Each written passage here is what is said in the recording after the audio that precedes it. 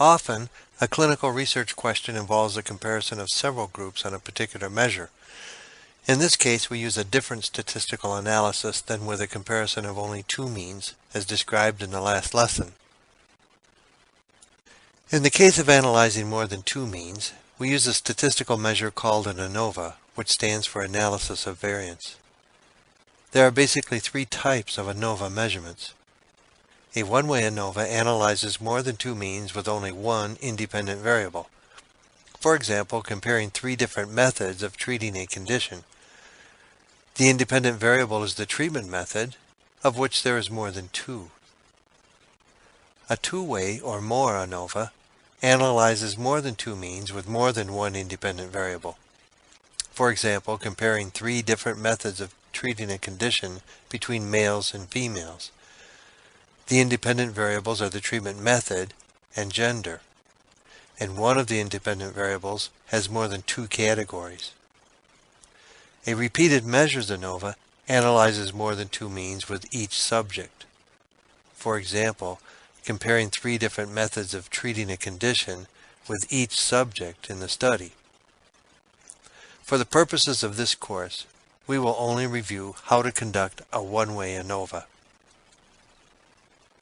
Let's go back to a teaching example in an orthopedics course.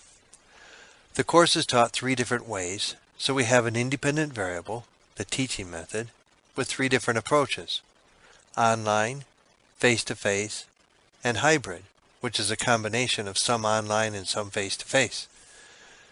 We have final grade data from three different groups of subjects taught by the three different methods. The null hypothesis states that there is no significant difference between the means of the three groups. In other words, the teaching method does not affect the final grade outcome. The mean of group 1 equals the mean of group 2 equals the mean of group 3.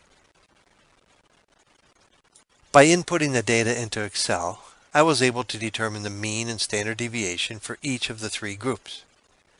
We might make a guess at this point as to whether the groups might show a difference as we examine the means and standard deviations, but it's best to see what the statistical analysis will show. Let's run an ANOVA statistical analysis on these data. Open an instance of your web browser and go to the site noted on this slide. When you are at this site, select Click here to start ANOVA data entry. We have three groups for our data, and the largest group contains 12 items. Enter these figures and select Submit. Now, enter the data for each of the groups as is shown on this slide. Check your entries before continuing. When you are sure the data are correct, select the Calculate Now button. The important information in all of the results shown is the probability or p-value of this result. It is shown as 0.000. We would report this p-value as being less than 0.0001. As the p-value is equal to or less than 0.05, we would reject the null hypothesis. In other words, the final grades for the three groups are not equal. At least one of the groups is different from the other two, or all three of them are different from each other.